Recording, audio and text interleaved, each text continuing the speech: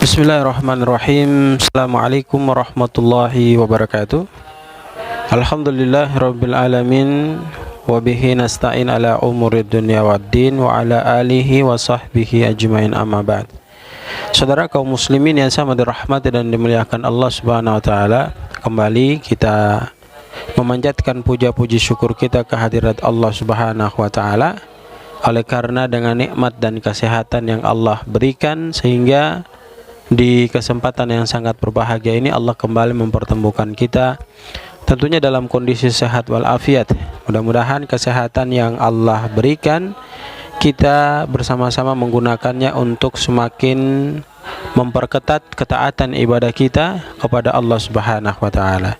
Salat teriring salam semoga senantiasa tercurah limpahkan kepada junjungan kita Rasulullah Muhammad sallallahu alaihi wasallam, keluarga, sahabat, dan insyaallah sampai kepada kita. Hadirin kaum muslimin muslimat, ayah bunda tuan puan, orang baik yang sama dirahmati dan dimuliakan Allah Subhanahu wa taala.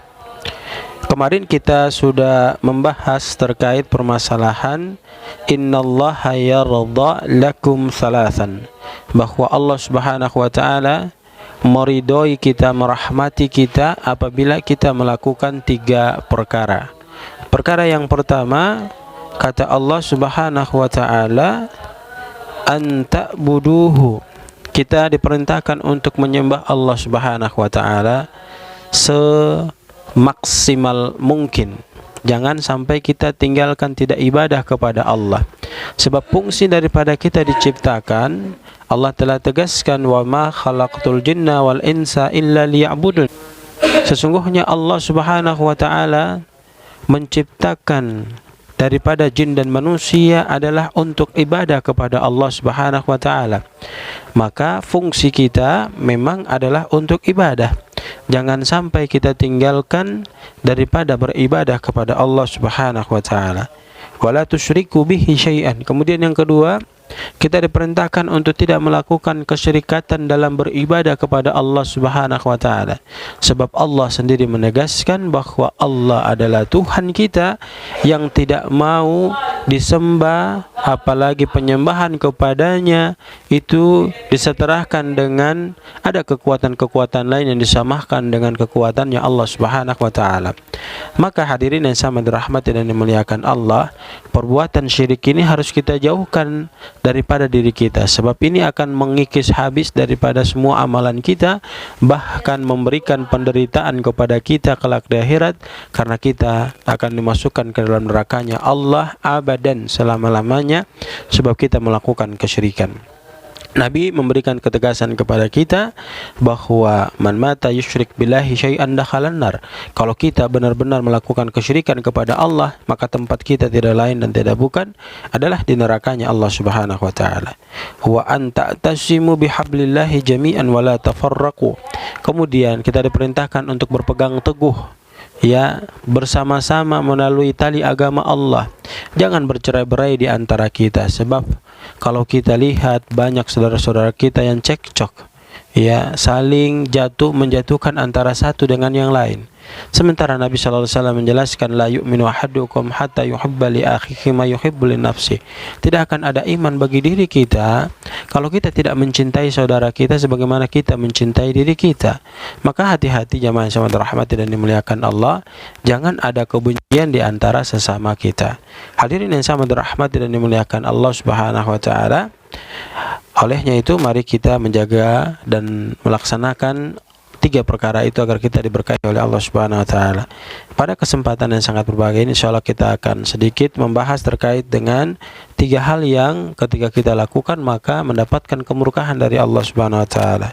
Wa yakrahu lakum qila wa qala. Yang pertama, Allah melarang kita untuk mempercayai kabar-kabar burung. Ini banyak yang terjadi di antara sesama saudara kita. Begitu mendengar satu kabar tanpa fatubayyin, ya, dia mencari penjelasan terkait kabar tersebut, langsung dia ikut seperluaskan kabar tersebut, sehingga menjadi pembicaraan di kalangan masyarakat yang memojokkan ketika itu ditujukan kepada seseorang yang seseorang itu barangkali tidak melakukan kesalahan, akhirnya disalahkan.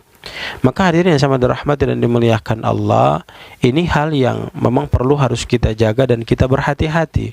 Ketika kita mendapatkan kabar, boleh kita dengar, boleh kita pahami kabar itu, tetapi tugas kita sebelum kita menyebarluaskan adalah kita mencari informasi terkait dengan kabar yang disampaikan, kira-kira benar sumbernya atau tidak. Ya, kalau benar pun ada batas-batasan yang harus kita jaga juga.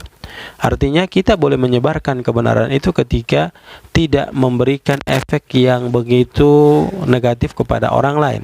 Tapi kalau dia ketika mendengar hal itu kemudian ada hal-hal yang menyebabkan dirinya barangkali mengganggu daripada kejiwaan dia, maka kita diperintahkan untuk tidak menginformasikan hal tersebut walaupun hal itu benar. Nanti ketika dia setelah kita lihat telah sampai pada batas kemampuan untuk menerima kabar tersebut, barulah kita sampaikan kabar itu.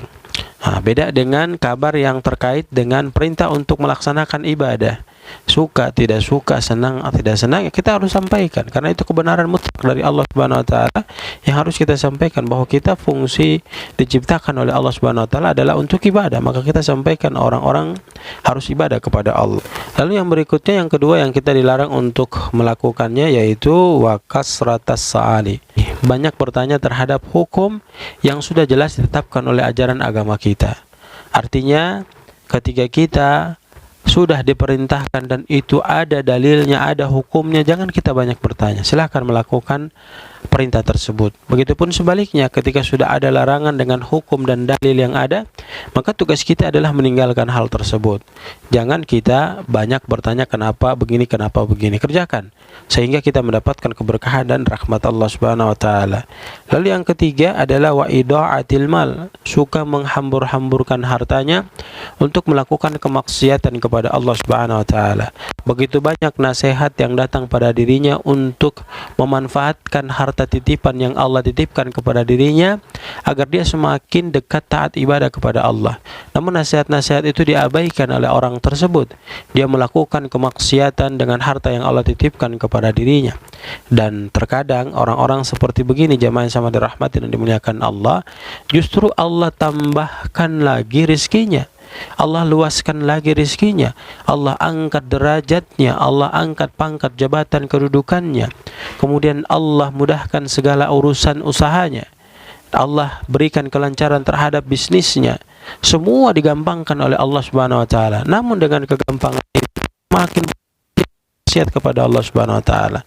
Hal inilah yang disebut dalam ajaran agama kita dengan dikategorikan masuk ke dalam istidrat. Ya, orang-orang ini adalah orang-orang yang mendapatkan istidrat dari Allah Subhanahu wa taala. Apa itu istidrat? Istidrat adalah mereka yang sengaja Allah fasilitasi kebahagiaan, namun dengan kebahagiaan itu mereka melaksanakan ibadah kepada Allah Subhanahu wa taala. Pangkat, jabatan, kedudukan Allah tingkatkan, harta mereka Allah luaskan, kemudahan bisnis usaha Allah gampangkan. Maka mereka dengan kegampangan-kegampangan itu semakin bermaksiat kepada Allah, semakin tidak taat ibadah kepada Allah. Inilah istidrat yang Allah berikan kepada mereka. Dan ingatlah, ketika mereka dalam kondisi yang demikian tidak bertaubat kepada Allah dengan istidrat tersebut, maka pada akhirat, wallahi demi Allah, mereka akan dilempar ke dalam nerakanya Allah Subhanahu wa taala.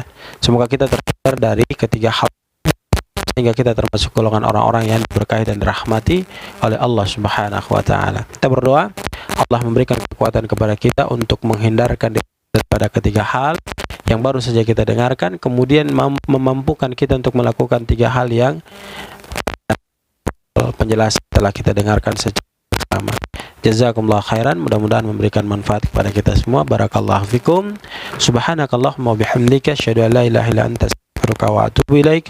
Billahi taufiq wal hidayah. Assalamualaikum warahmatullahi wabarakatuh.